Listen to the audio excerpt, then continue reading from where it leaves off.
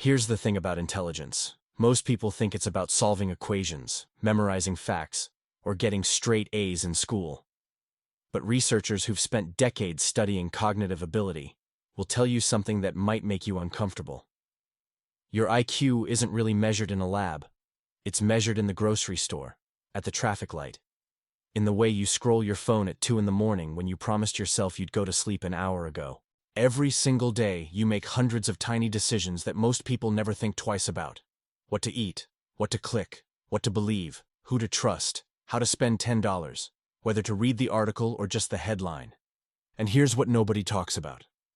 Those micro decisions, the ones that feel completely meaningless, are actually the most accurate IQ test ever designed. Not because each one matters on its own, but because the pattern they create over weeks, months, and years paints a portrait of how your brain actually works.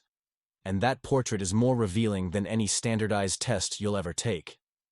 Researchers at a major university tracked the daily decision-making habits of over 4,000 adults across different income levels, education backgrounds, and age groups. What they found was kind of disturbing. The single strongest predictor of poor life outcomes wasn't income. It wasn't education. It wasn't even childhood environment. It was the exposed quality of daily micro-decisions. People who consistently made slightly worse small choices ended up with dramatically worse outcomes 10 years later. Not because any single choice ruined them, but because bad micro-decisions compound the same way interest compounds in a bank account. Except in reverse. So what are these choices? What does low cognitive ability actually look like when it's not sitting in a testing room filling in bubbles with a number 2 pencil? That's exactly what we're going to break down.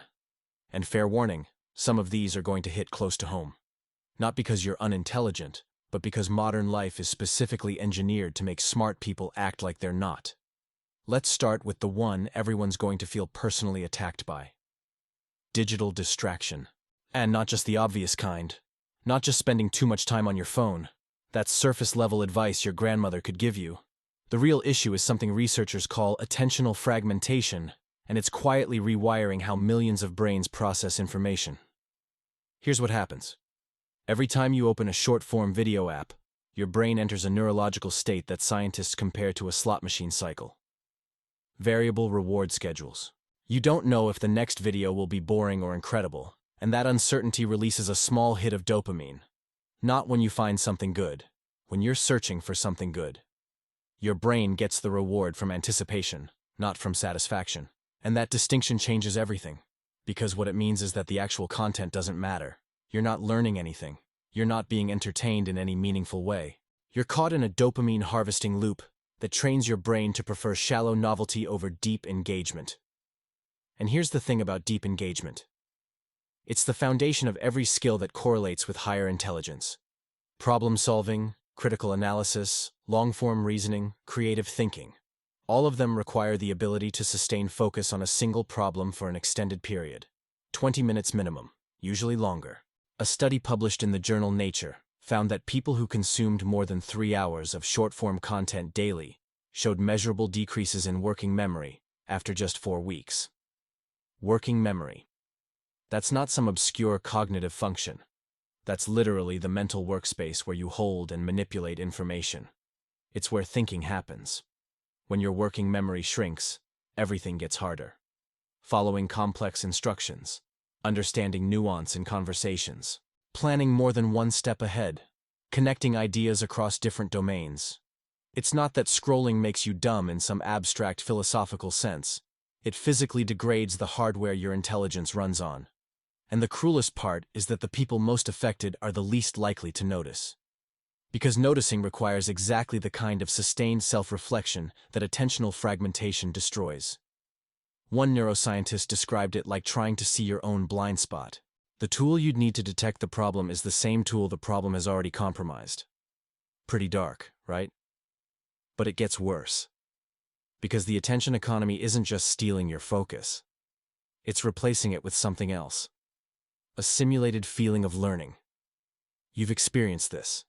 You spend 90 minutes watching video after video about psychology, or history, or science, and you walk away feeling like you absorbed a ton of information. But try to explain any of it to someone the next day. Try to write down 3 concrete things you learned. Most people can't. Because passive consumption and active learning use completely different neural pathways. Watching someone explain quantum physics is to understanding quantum physics what watching someone do push-ups is to being physically fit. The activity looks similar from the outside, but only one of them actually changes you. And low cognitive performers consistently confuse consumption with comprehension. They feel informed without being informed. They feel like they're learning without retaining. And because the feeling is so convincing, they never seek out the real thing. That's the trap. It's not that distraction wastes your time. It's that it convinces you the wasted time was productive. And this is exactly why clarity matters. When your mind is overloaded, passive consumption feels like progress because the signal is buried under noise. Real understanding requires focus strong enough to separate stimulation from learning. If you want to reduce that internal interference and help your brain shift from distracted consumption to genuine comprehension, take a look at the Brain Song. It's a science-based method designed to pull the brain out of mental overload and into real focus in just 12 minutes a day. The link is in the first pinned comment. Now, this attentional erosion doesn't stay contained. It bleeds into something much more dangerous. And this is where we get into conspiracy thinking. Not the fun kind. Not the harmless speculation about whether aliens built the pyramids after 3 beers on a Friday night. The real kind. The kind that actually correlates with measurable cognitive deficits. And it's not what most people assume. The popular narrative is that conspiracy believers are just uneducated. That's actually wrong. Education level is a surprisingly weak predictor of conspiracy adoption. What does predict it, according to research published in the journal Cognition, is something called the conjunction fallacy bias. That's a technical term for a very simple error. It means finding complex explanations more believable than simple ones, not because the complex explanation has better evidence, but because it feels more complete. Here's an example. You give people 2 statements. Statement 1, a major bank failed because of poor risk management. Statement 2, a major bank failed because a secret group of insiders deliberately engineered the collapse to buy assets at a discount and consolidate power within the financial system. Logically, Statement 1 is always more probable than Statement 2. Always. Because Statement 2 contains Statement 1 plus a whole bunch of additional claims, each of which would need to be independently true. Every extra link in the chain makes the whole thing less likely, not more. That's basic probability theory. But people with lower analytical thinking scores consistently rate Statement 2 as more likely. Not slightly more likely, significantly more likely. And the reason is fascinating. Simple explanations feel unsatisfying to a brain that can't distinguish between complexity and thoroughness. When you lack the cognitive tools to evaluate evidence quality, you substitute evidence quantity. More details feel like more proof. A longer story feels like a more complete story. And a narrative that connects everything into one grand unified theory feels like it must be true because look how much it explains. This is what researchers call the proportionality bias. Big events must have big causes. A president can't be killed by one random disturbed person. The economy can't crash because of boring systemic failures. A pandemic can't emerge from natural processes that have been happening for millions of years. The event is too significant, so the explanation must be equally significant. And conspiracy theories always deliver significance. They promise that nothing is random, nothing is accidental, and someone is always in control. For a brain struggling with the genuine complexity and randomness of reality, that's incredibly attractive. Here's the thing about this that makes it relevant to everyday intelligence. Conspiracy thinking isn't just about big dramatic theories. The same cognitive pattern shows up in daily life in ways people never recognize. It's the coworker who's convinced their manager is deliberately sabotaging them, when the real explanation is that the manager is just disorganized and overwhelmed. It's the person who thinks the mechanic invented a problem with their car when the car genuinely has 150,000 miles on it and parts wear out. It's interpreting every piece of bad luck as evidence of a pattern directed at you personally. That's not critical thinking. That's the conjunction fallacy wearing everyday clothes. And it correlates with lower cognitive ability, not because the people experiencing it are stupid, but because the pattern detection system in their brain is miscalibrated. It finds patterns where none exist. It assigns agency to randomness. And it does this because genuine analysis of complex, boring, systemic causes requires exactly the kind of sustained, nuanced, uncomfortable thinking that low cognitive performers tend to avoid. Conspiracy thinking is a cognitive shortcut. It replaces the hard work of understanding complicated systems with the satisfying feeling of having uncovered a hidden truth. And that feeling, that rush of revelation, is so neurologically similar to actual insight that most people can't tell the difference. But if conspiracy thinking is about seeing patterns that don't exist, the next problem is almost the opposite. It's about failing to see patterns that absolutely do exist.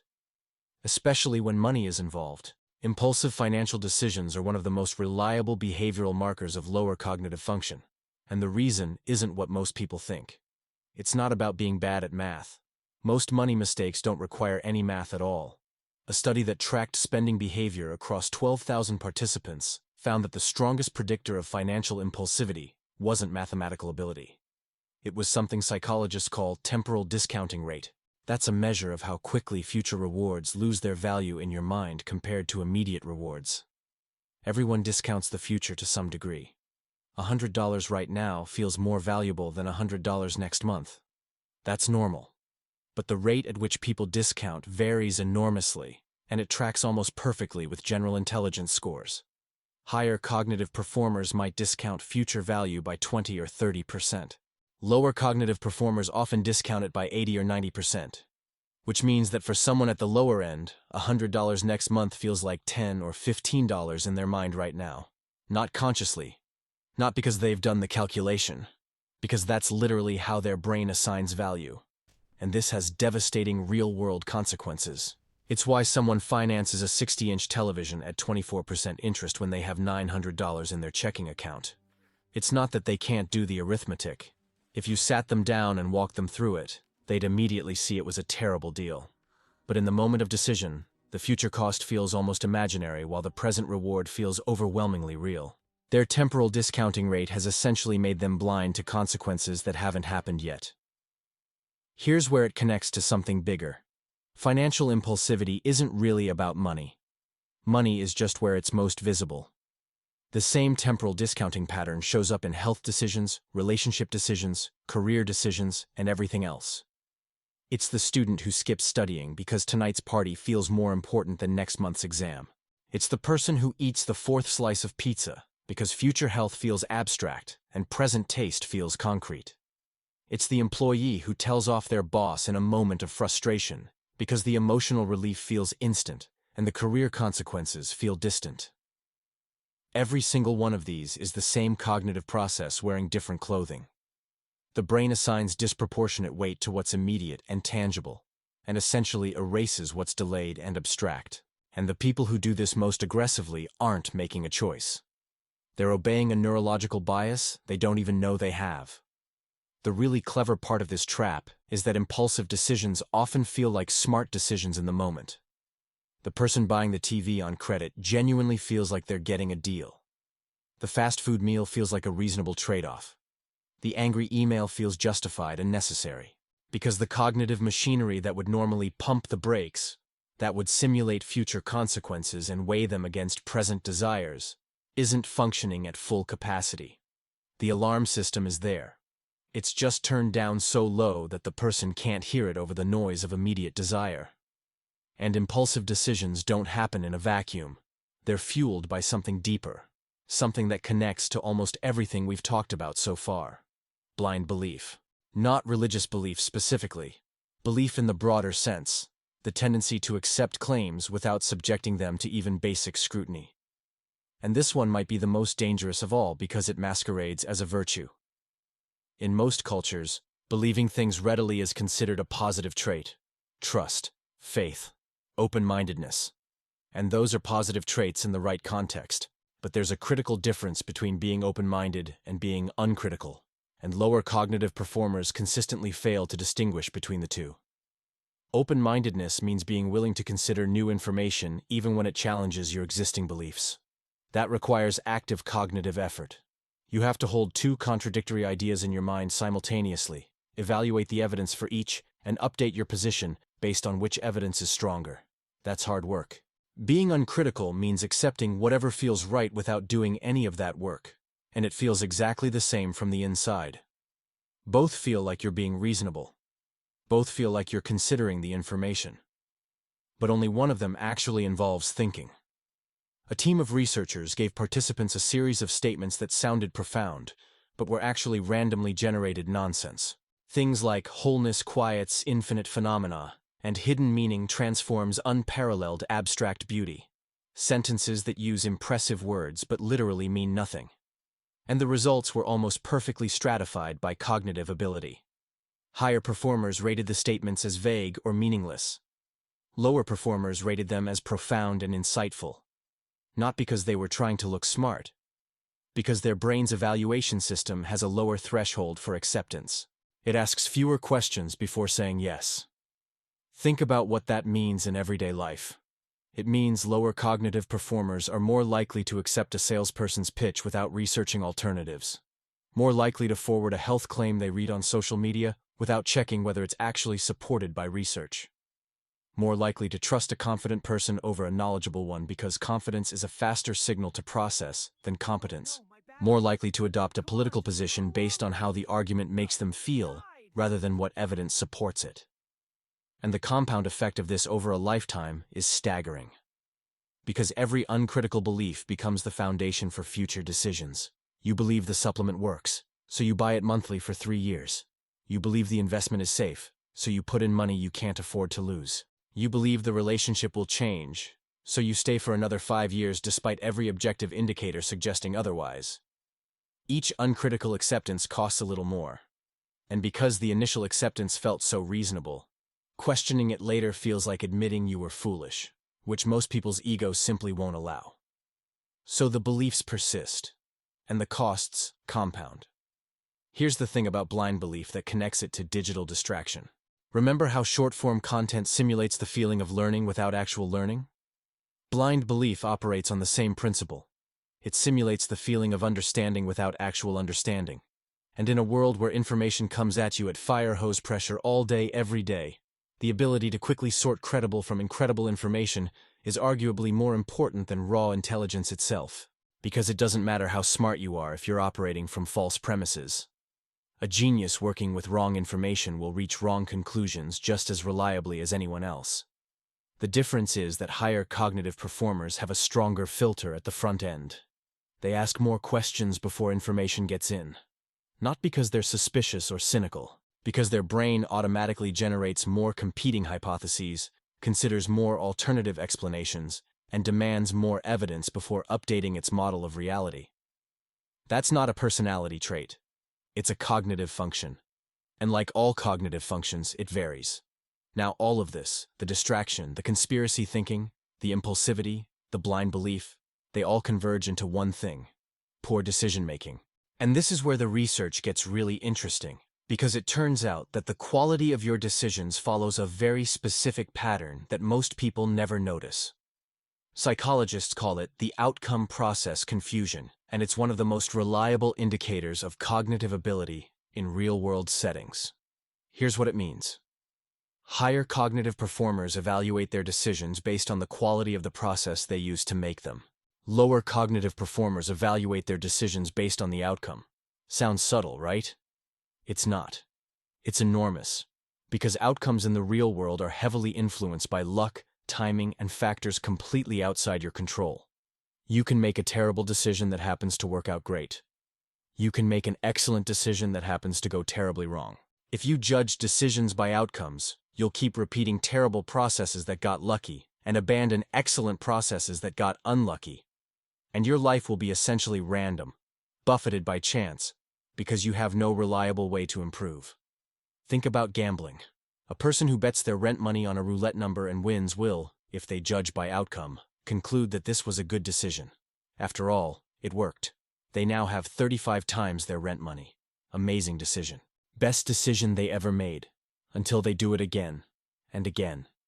And eventually probability catches up, and they lose everything. The decision was always terrible. The outcome just masked it for a while. Lower cognitive performers make this error constantly, not just in casinos, but in every domain of life. They stay in a dead-end job because it hasn't blown up yet, confusing the absence of disaster with the presence of success. They maintain an unhealthy habit because they feel fine right now, confusing current symptoms with long-term consequences. They trust an unreliable person because that person hasn't betrayed them this week, confusing short-term luck with genuine reliability. And every time the bad decision doesn't immediately produce a bad outcome, it gets reinforced. The bad process gets more deeply embedded. The pattern gets harder to break. Meanwhile, higher cognitive performers are doing something completely different. They're asking whether the decision was made with good information, reasonable assumptions, and an honest assessment of probabilities, regardless of how it turned out.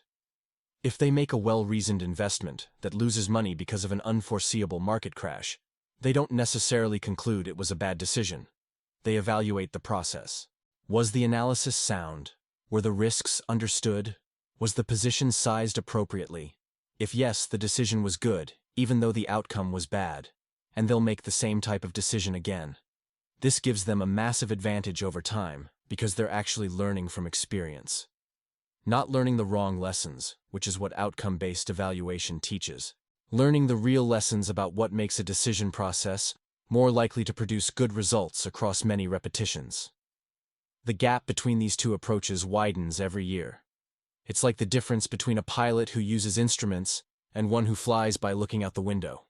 On a clear day, the window flyer does fine, maybe even better, because they're not distracted by dials and gauges. But the first time they fly into clouds, they're completely lost. And the instrument pilot, the one who built their skill on reliable processes rather than favorable conditions, handles it without breaking a sweat. But here's where all of this comes together in a way that most people find genuinely uncomfortable. Because everything we've described, every single one of these everyday markers of lower cognitive performance, has one thing in common. They all feel good. That's the trap. Scrolling through short videos feels like entertainment and education combined. Conspiracy theories feel like critical thinking. Impulsive purchases feel like good deals. Blind belief feels like open-mindedness. And outcome-based evaluation feels like practical wisdom. Every single cognitive shortcut that correlates with lower intelligence has evolved to feel indistinguishable from its higher quality counterpart. Your brain can't tell the difference between genuine insight and the feeling of insight. It can't tell the difference between real learning and simulated learning. And it can't tell the difference between a good decision and a lucky one. Not naturally. Not without deliberate, effortful, uncomfortable self-examination. And this is the thing about intelligence that standardized tests completely miss. Real-world cognitive ability isn't about what you can do when you're trying your hardest in a controlled environment with clear instructions and a time limit. It's about what you default to when nobody's watching, when there's no grade at stake, when the easy option and the smart option look identical from the outside. Because in those moments, your brain reveals its actual operating system. Not the one you perform for others, but the one running in the background every second of every day. The one that decides what you pay attention to, what you believe, how you spend your money, whether you question or accept, whether you think in processes or outcomes. Those defaults, those automatic settings, are your real intelligence. And unlike your IQ score, they're not fixed. That's the part that actually matters. Every single pattern we've talked about is modifiable. Attentional fragmentation can be reversed with deliberate practice. Conjunction fallacy bias can be reduced by learning basic probabilistic reasoning. Temporal discounting can be consciously overridden with simple commitment devices. Belief evaluation can be strengthened by building a habit of asking one simple question. What would change my mind about this? And decision quality can be dramatically improved by shifting from outcome evaluation to process evaluation. None of this requires genius. All of it requires awareness. And that's the real irony. The first step to making smarter everyday choices isn't getting smarter. It's noticing the choices you're already making without thinking about them. Because the most dangerous decisions aren't the ones you agonize over. They're the ones you make so automatically that you never realize you made them at all. And here's one more thing that nobody talks about. The environment you build around yourself either supports or sabotages every cognitive function we've discussed. Every single one. The phone on your nightstand isn't just a phone. It's an attention fragmentation device positioned at the exact moment your prefrontal cortex is at its weakest, first thing in the morning and last thing at night. The people you spend time with aren't just friends, they're calibration signals for your belief evaluation system. If everyone around you accepts claims uncritically, your threshold for acceptance quietly drops to match. The financial defaults you set up, automatic savings, spending limits, cooling off periods for big purchases, those aren't just financial tools. They're external overrides for your temporal discounting bias. They do the work that your brain struggles to do on its own. The smartest thing a person can do isn't develop superhuman willpower or genius-level analytical ability. It's design an environment that makes intelligent choices the path of least resistance, and unintelligent choices require extra effort. Because here's the final piece of research that ties this all together.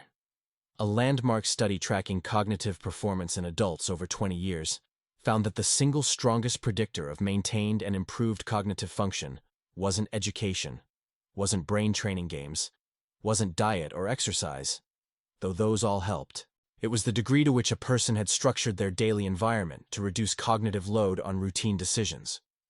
People who automated good choices, who set up systems so the smart option was the default option, who arranged their surroundings to minimize temptation and maximize friction against bad decisions. These people didn't just make better choices.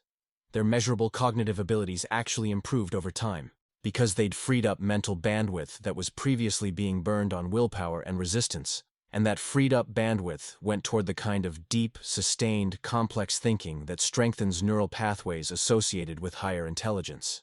They got smarter not by trying to be smarter, but by needing less intelligence to do the right thing. Makes sense, right?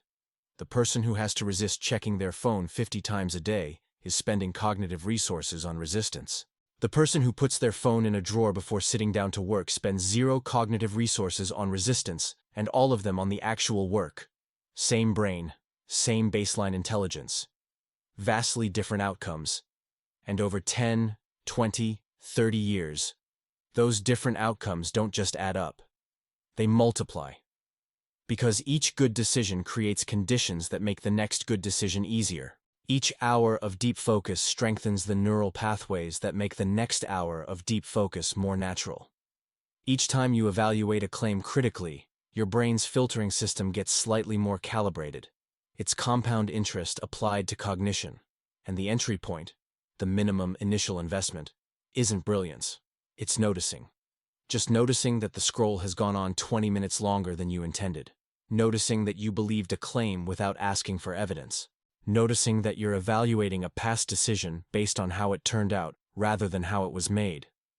Noticing that the purchase felt urgent in the moment but wouldn't feel urgent tomorrow. That's it. That's the starting point. Not a higher IQ, just a slightly louder alarm bell that goes off 1 second before the automatic choice kicks in. 1 second of awareness between stimulus and response. That's the gap where intelligence actually lives. Not in the testing room. Not in the classroom. In that 1 second gap, repeated thousands of times a day, across the entire landscape of a human life. And the choices you make in that gap, those tiny, invisible, apparently meaningless choices, will tell more about your cognitive ability than any test ever written.